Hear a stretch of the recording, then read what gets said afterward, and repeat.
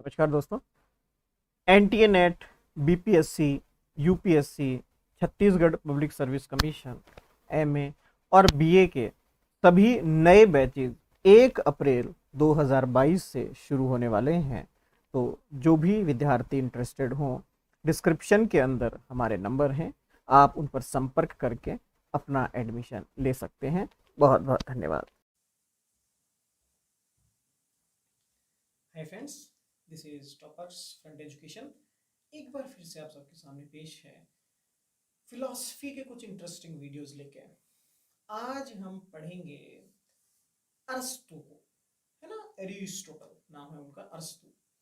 अरस्तु के दो बड़े इंटरेस्टिंग कंसेप्ट मैं आपको बताऊंगा। पहला था उनका कारणता का सिद्धांत, ठीक है ना, जिसमें वो जिसको अब नॉर्मली हम कॉजेशन थ्योरी भी कह सकते हैं आप, ठीक है ना, कि हर चीज का कुछ ना कुछ तो कॉज होता ही है, कोई ना कोई कारण तो होता ही है।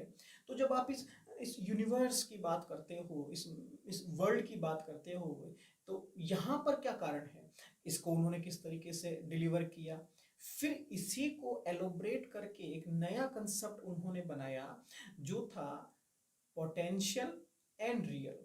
मीन्स एक ही मैटर है, एक ही द्रव्य है, उसकी दो अलग अलग स्टेजेस वो बनाकर बता रहे हैं कि एक मैटर कैसे दो अलग अलग लाइफ जी सकता है बेचारा, है ना। तो ये आप अपने प्रैक्टिकल लाइफ में अगर यूज करके देखेंगे, पोटेंशियलिटी एंड रियलिटी का जो कंसेप्ट था इनका, संभावना और वास्तविकता, आपकी लाइफ से जुड़ा हुआ कंसेप्ट भी मैं इसको करके बताऊंगा कि कैसे इसको हम पढ़ते हैं। पहले आप कॉजेशन थ्योरी की बात कर लेते हैं। अरस्तु का कारणता का सिद्धांत क्या है, देखिएगा। हर चीज का कुछ ना कुछ कारण होता है। ये चौक मेरे हाथ में है। अब चौक जो बना था उसमें हमने शायद चूना यूज किया होगा, तो इसके बनने का कारण चूना हो गया। लेकिन चूना तो हो गया, लेकिन ये बना क्यों? बात सही है, क्यों बना? खाने के लिए बना होगा, भूख बहुत लग रही होगी, हम चौक खा लेंगे, इसलिए बनाया होगा किसी ने, हो सकता है। किसी ने लिखने के लिए बनाया होगा, पेंटिंग के लिए बनाया होगा। अच्छा, बनाया होगा, किसने बनाया होगा? ह्यूमन बॉडी ने बनाया होगा, आपने और मैंने बनाया होगा, या हो सकता है नेचुरली बनकर आ गया होगा। मीन्स कोई ना कोई इसको बनाने वाला भी था। अच्छा, बनाया क्यों? मैंने बताया खाने के लिए बनाया होगा या फिर लिखने के लिए बनाया होगा। तो फाइनली क्या चीज मेरे पास बनकर आ गई? ये चौक।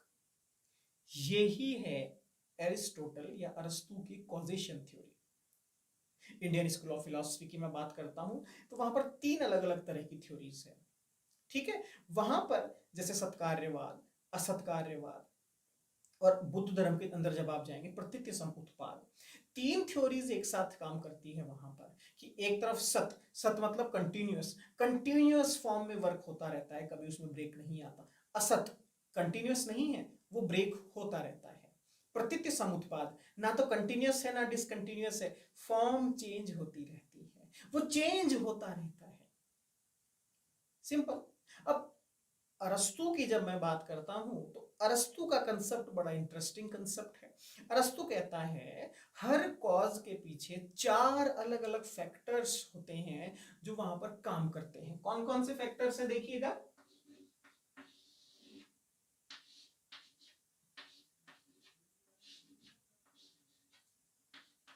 पहला फैक्टर, इमेजिन कीजिए आप एक कुम्हार हैं, आप मिट्टी के बर्तन बनाते हैं।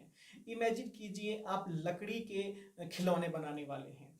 इमेजिन कीजिए आप कपड़ा बनाने वाले हैं। वॉट एवर, कुछ भी इमेजिन कीजिए। आप खाना बनाते हैं, घर पे तो खाना आप तो बनाते ही होंगे ना। तो हम प्रैक्टिकल बात करते हैं, आप खाना बनाते हैं। खाना बनाने के लिए या रोटी बनाने के लिए सबसे पहले क्या चाहिए? आप कहेंगे पहले तो मूड होना चाहिए बनाने का, है ना। नहीं, पहले चाहिए आटा। क्या चाहिए? आटा। तो मेटीरियल कॉज क्या हुआ? आटा। सबसे पहले मेटीरियल कॉज क्या हुआ? आटा। इसको हम कहते हैं उपादान कारण, या फिर मेटीरियल कॉज मैंने लिख दिया है। आटा आ गया मेरे पास, ठीक है। अब मैं क्या करूंगा? आटा मेरे पास आ गया, बर्तन में रखा हुआ है। अब मैं वेट करता हूं, देखें आटा अपने आप रोटी बन जाएगा क्या? आप कहेंगे पागल हो क्या सर, उसमें अब पानी लाके उसको गूंथना पड़ेगा। कौन गूंथेगा? अरे बोले सर आप ही तो गूंथोगे। अच्छा, मैं गूंथूंगा। इसका मतलब सेकंड फैक्टर, निमित्त कारण। इसको हम कहते हैं फॉर्मल कॉज। फॉर्मल कॉज, ये फॉर्मल कॉज कर क्या रहा है बेसिकली, ये सिर्फ इतना सा कर रहा है, ये इस मटेरियल को लेकर आ रहा है और इसके ऊपर नए नए एक्सपेरिमेंट्स कर रहा है। मींस एक्सपेरिमेंट कैसे, इसका कोई मोटिव है, उस मोटिव को अचीव करने के लिए ये उसके आकार में परिवर्तन कर रहा है, उसके स्ट्रक्चर में चेंजेस कर रहा है। ये है आपका फॉर्मल कॉज। अच्छा ठीक है, आटा था, आटे को मैंने गूंथना शुरू कर दिया, अब आटा तैयार हो गया, उसका मुझे बनाना क्या है आटे का, ये तो बताइए।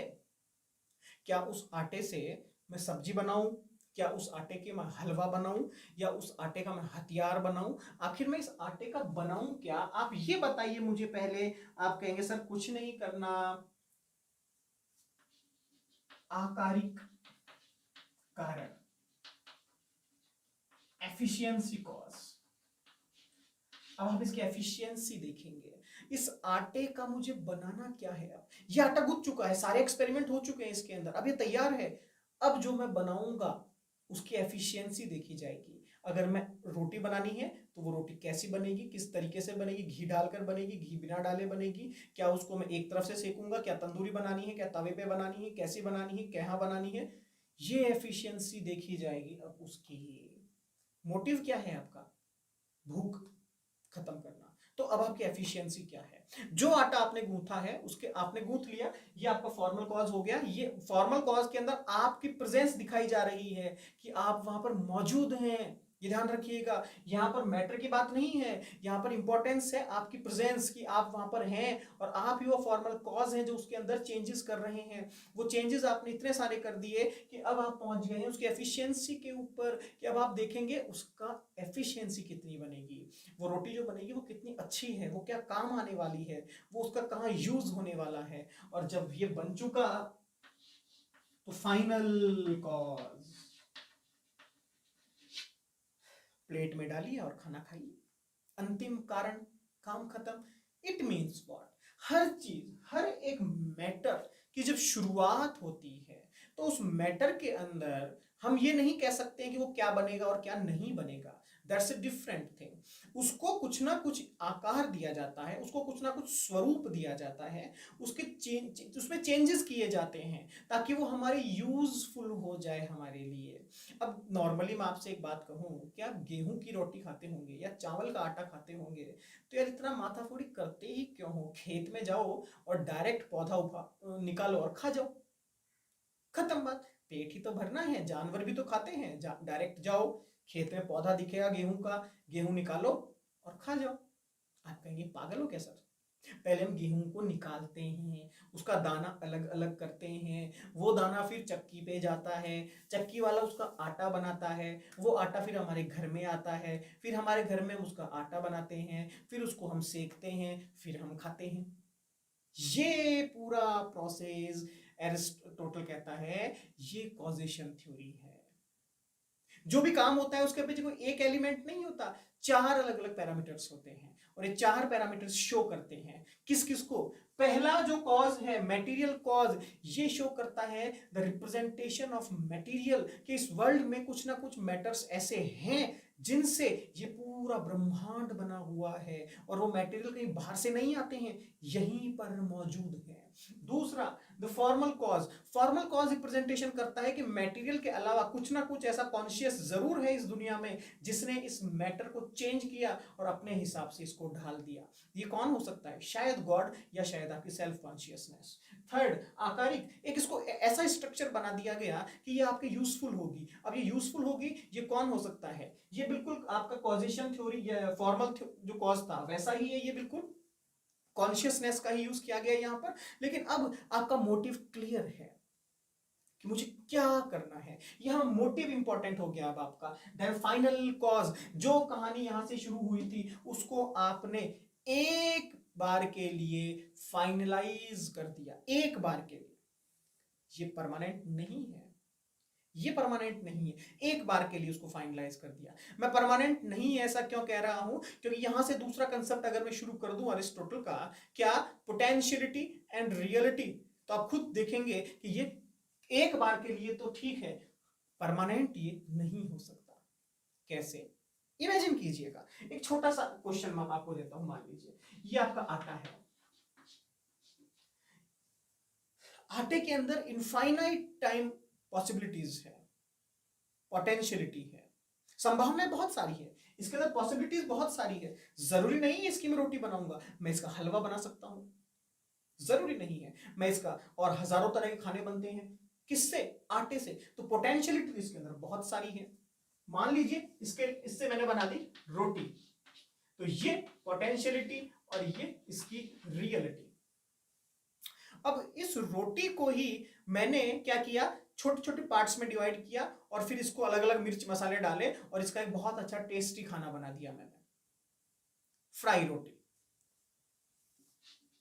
फ्राई रोटी। अब फ्राई रोटी जब मैं बना रहा हूं तो ये रोटी है, अब ये हो गई पोटेंशियलिटी, और जो फ्राई रोटी है वो हो गई रियलिटी। इट मींस एक फेज के अंदर जो आपकी रियलिटी है वही रियलिटी अगले फेज में पॉसिबिलिटी या पोटेंशियलिटी हो सकती है।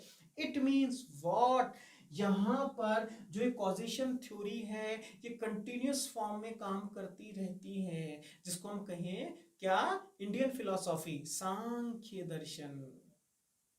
ठीक है, स्टार्टिंग में मैंने आपको बताया था इस सांख्य दर्शन की जो कॉजेशन थ्योरी है, हमने 3 तरह की कॉजेशन थ्योरी इंडियन फिलोसफी के अंदर देखी हुई है। एक सत्य की बात करती है, एक असत्य की बात करती है, और एक प्रतीतिसम उत्पाद की बात करती है।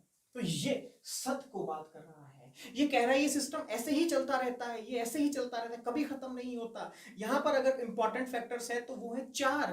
पहला, एक मटेरियल का अवेलेबल होना। दूसरा, इस मटेरियल के ऊपर काम करने वाले ही कॉन्शियसनेस का अवेलेबल होना। तीसरा, उस कॉन्शियसनेस के साथ उसकी मोटिव का वहां पर जुड़ा हुआ होना। और फोर्थ, फाइनलाइजेशन, अंतिम के अंदर, अंत के अंदर वो किस स्टेज पर पहुंच गया है वो। ये चारों फैक्टर्स जब एक साथ काम करते हैं तो आप कह सकते हो हाँ, हर चीज की एक कॉजेशन थ्योरी होती है।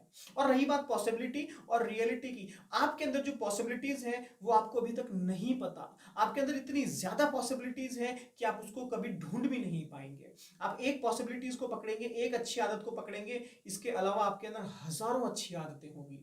आप एक गंदी आदत को ढूंढेंगे, इसके पीछे आपके अंदर हजारों गंदी आदतें होगी। हम पूरी कभी भी इन्हें फाइंड आउट नहीं कर सकते हैं। अनेकांतवाद, अनेक धर्मकम वस्तु, ये अनेकांतवाद कहता है, और यही हमारा एरिस्टोटल भैया कह रहे हैं क्या, कि हम कभी भी आपकी या मैटर की पॉसिबिलिटीज को फाइंड आउट नहीं कर सकते हैं। हाँ, एक तरीका हो सकता है, जो पॉसिबिलिटी रियलिटी में कन्वर्ट हो गई है तो मैं ये डिक्लेयर कर सकता हूं कि इसके अंदर ये पॉसिबिलिटी तो थी। मान लीजिए मैं बड़ा होकर चोर बन गया, तो आप क्या कहोगे? हाँ, इसके अंदर चोर बनने की क्षमता तो थी। बट जब मैं चोर नहीं बना तब आप कैसे कहोगे मेरे अंदर चोर बनने की पॉसिबिलिटी है? नहीं कह सकते। तो एक केवल फैक्टर है कि मटेरियल के अंदर क्या क्या चीजें विद्यमान है, उसके अंदर क्या क्या एफर्ट्स, क्या क्या पॉसिबिलिटीज, क्या क्या पोटेंशियलिटी है, उसको प्रूफ करने का सिर्फ एक तरीका है, उसकी रियलिटी को स्टडी। अगर आपने उसकी रियलिटी की स्टडी कर ली तो आप ये कह सकते हो कि इसके अंदर ये चीज तो थी। तो ये कंसेप्ट है हमारे अरस्तु भैया का, causation theory and potential and reality. Her matter में, हर व्यक्ति में, हर एक पर्सनालिटी में, हर एक कॉन्शियसनेस में इनफाइनाइट टाइम पॉसिबिलिटीज रहती है। आप बहुत कुछ बनना चाहते हैं, लेकिन आप जितना सोचते हैं वो आपकी कैपेसिटी के हिसाब से बहुत छोटा है, बहुत छोटा है। हम कहते हैं कंप्यूटर इतना बड़ा काम कर सकता है, ये कर सकता है। हमें हमारे माइंड की कैपेसिटी, पोटेंशियलिटी अभी तक पता ही नहीं है, संभावनाएं पता ही नहीं है हमें। और जब तक आप संभावनाओं पर काम नहीं करेंगे तब तक वो रियलिटी में कन्वर्ट नहीं होगी। ध्यान रखिएगा, एफर्ट्स लगाना पड़ेगा। ये आप मान के चलिए, अगर कोई विचार मन में आपके आ गया, चाहे वो अच्छा हो चाहे बुरा हो, आप अगर चाहो उसे अंजाम तक पहुंचा सकते हो। कि अगर विचार उत्पन्न हुआ है तो वो तभी उत्पन्न हुआ होगा जब आपके अंदर उसकी पॉसिबिलिटी होगी, और हर पॉसिबिलिटी को रियलिटी में कन्वर्ट किया जा सकता है। ठीक है फ्रेंड्स, थैंक यू।